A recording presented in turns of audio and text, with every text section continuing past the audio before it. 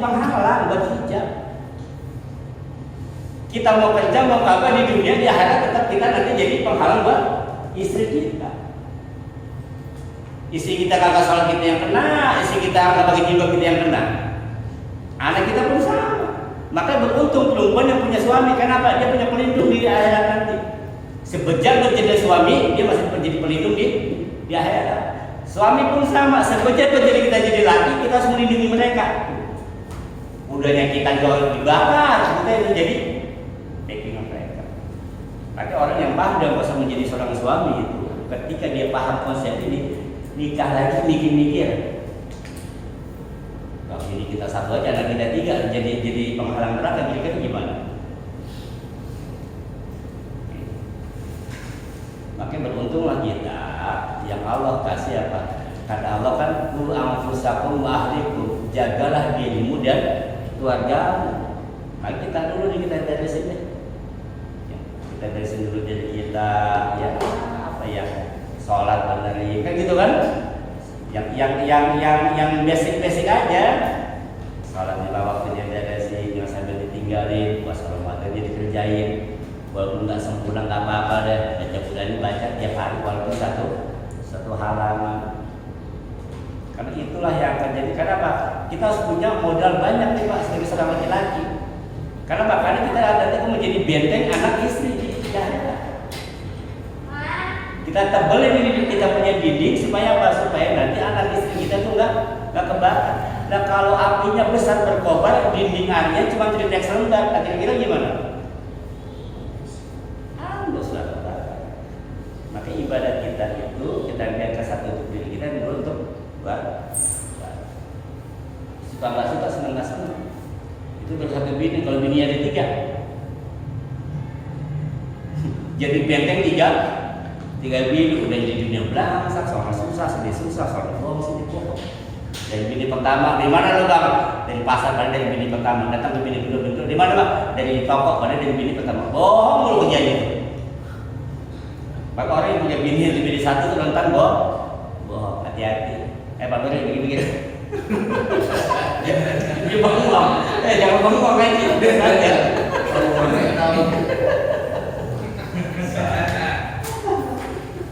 Tugas ya Bang Ade. Iya makanya bukan kita nggak mau. Laki-laki itu bukan nggak mau poligami, kuatnya nanti di akhirat. Mikir panjang Pak, mikir panjang. Kenapa? Kita harus bisa bedakan mana tugas, mana fungsi. Kalau tugas saya mah iya. Ya kata Rasulullah, hakul zaus ala zaujati ada. Pertama tidak akalta pakalah. Kalau kamu makan maka kasih makan, itu tugas suami itu. Kasih makan istri, tidak panas apabila kamu pakai baju, kasih dia baju. Emang udah tugas kita tuh. Tugas kita kasih makan, kemudian lagi apa? Kasih pakaian, itu tugas kita tuh. Melindungi dia dari apa? Bahaya. Dan layar kubul wajib, nggak boleh mukul wajah. Sembarang kita nggak gini, nggak boleh kita mukul wajah. Bukan begitu. Pokoknya menyentuh wajah itu nggak boleh. Sembarang kita membini paling dekat pukul apa ya? Pantatnya kayak apa gitu. Pokoknya jauhi layar kubul wajib, nggak boleh mukul wajah. Nampar bini haram hukumnya. Nampar bini hukumnya haram. Nampar aja haram, lagi nonjok. Wah, kan saya nggak nampar, nonjok doang. Itu tidak boleh menyakiti wajah istri. Artinya apa menyakiti wajah istri itu? Tidak boleh kita menyakiti memberi luka. Salah paham dalam rumah tangga biasa, tapi jangan sampai kita main istri. Satu hukumnya haram, yang kedua kena KDRT. Baik. Ayat berapa berikutnya? Alladzi khalaqal insana min 'alaq, ikra wa rabbukal akram. Nah, pada ayat ketiga digunakan ini kata ikra. Ulama tafsir berpendapat ikra pada ayat pertama itu dimaksudkan kita membaca, kita belajar untuk diri kita sendiri. Ikra yang kedua dikatakan kita harus membacakan, mengajarkan orang lain. Maka gunakan ikra dua kali pada surat Al-Alaq. Yang pertama untuk diri kita belajar, kita ngaji. yang kedua, kita harus bisa mengajarkan kepada orang lain. Minimal buat keluarga kita. Mendidik keluarga dengan ilmu-ilmu agama dan sesuatu yang membawa manfaat untuk dunia dan akhirat, itu kewajiban, Pak. Itu tugas kita nih, sebagai seorang suami, sebagai seorang laki-laki, untuk bisa mengajarkan. Nah, ya Rasulullah SAW dalam sebuah hadisnya, kun aliman, au muta'aliman, au muhibban, au mustami'an, wala takun khamisan. Kata Rasulullah dalam hadisnya, kun aliman, jadilah orang yang ngajar. Supaya mempunyai ilmunya, tahu caranya, ajarin ke orang-orang. Kalau kita nggak mampu, kita nggak bisa karena ilmu dan nggak tahu caranya, au ta'aliman, atau jadilah orang yang belajar. Kalau nggak ngajar ya belajar. Tuh, saya pertama tuh, jadilah orang yang ngajar pertama. Au ta'aliman, jadilah orang yang belajar. Nggak sempat ustaz sibuk kerja. Au mustami'an, dengerin. Ya, ini baca kitab kagak, apa kagak, nggak bisa baca, saya dengerin aja tuh. Kayak nenek ngaji di kampung gitu kan, dengerin jiping, ngaji nguping, ya. Atau yang keempat, au muhibban, ngajar nggak bisa, ngaji nggak bisa, dengerin kagak bisa, udah paling kagak lu nggak gedek sama orang ngaji deh. Kan ada apa orang udah kagak ngaji, kesal sama orang ngaji, ada nggak? Udah. Au muhibban, atau jadilah pecinta ilmu. Wala takun khamisan, jangan jadi yang kelima, kata Rasulullah. Apa yang kelima? Ngajar kagak, belajar kagak, dengerin kagak, sama orang ngaji gedek. Nah ini nih, jangan sampai kita jadi orang yang kelima. Kun aliman, au muta'aliman, au mustamin, au muhibban. Wala takun khamisan. Ya, alhamdulillah, insyaallah mudah-mudahan kita jadi kelompok yang kedua nih. Iqra wa rabbukal akram. Bacalah wa rabbuk. Di sini Allah masih menggunakan kata rabb, belum menggunakan kata Allah kan. Allah belum memperkenalkan namanya, tapi baru memperkenalkan jati dirinya. Kan gitu Pak. Orang kalau jagoan pun dikenal apa? Jati dirinya dulu. Namanya belum ditunjukin. Karena juga itu awal apa?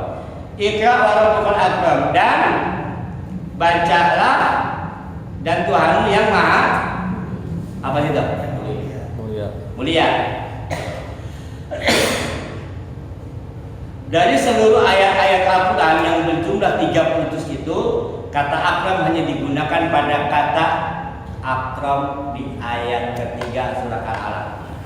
Semuanya menggunakan kata karim. Menggunakan kata karim. Ini artinya apa? Ini artinya Allah ingin menunjukkan bahwa Allah itu yang paling mulia, yang paling pemurah, yang paling serba paling. Karena saat itu banyak orang memuliakan Tuhan dengan cara dipasih sesajen, dengan cara dipakai baju, dielus-elus pakai minyak, macam-macam tuh. Orang memuliakan Tuhan. Nah, Allah itu menggunakan kata akram, artinya yang paling mulia. Enggak ada Tuhan lain kecuali Allah Subhanahu wa taala. Makanya Iqra wa rabbukal akram artinya bacakanlah, ajarkanlah orang-orang tentang Tuhanmu yang paling mulia.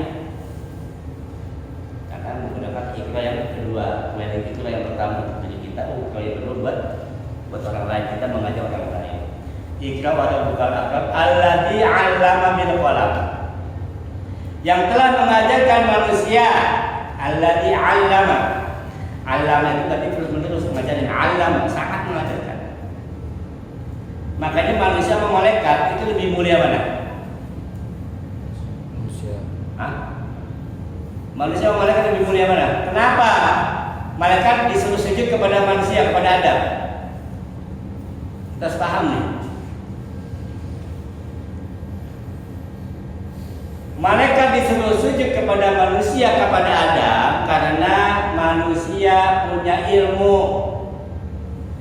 Malaikat nggak punya ilmu. Makanya dalam Al-Quran Al-Baqarah disebutkan wa 'allama Adam al-asma'a kullaha, dan Adam mengajarkan para malaikat berbagai macam nama-nama. Jadi yang ngajarin malaikat siapa? Adam. Yang ngajar sama yang diajar lebih mulia mana? Ngajar. Lebih mulia yang ngajar. Itulah Adam itu, manusia itu lebih mulia dari malaikat ketika manusia